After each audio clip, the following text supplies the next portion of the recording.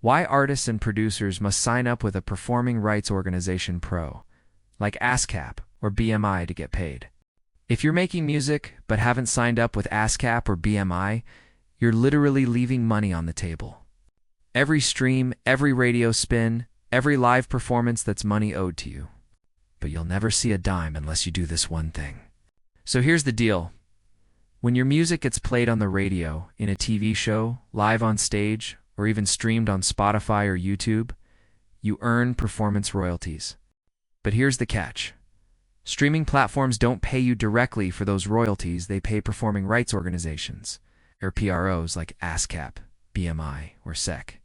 And those PROs are the ones who pay you. If you're not signed up with one, your royalties just sit there, unpaid. And this isn't just for artists, producers, and beatmakers who get publishing splits are entitled to performance royalties too. Here's how it works in real life. Let's say your beat is used in a song that hits YouTube or Spotify. That song racks up a few 100,000 plays. Your mechanical royalties might come from your distributor, like DistroKid or TuneCore. But your performance royalties from public plays, syncs, or radio only come if you're registered with a pro.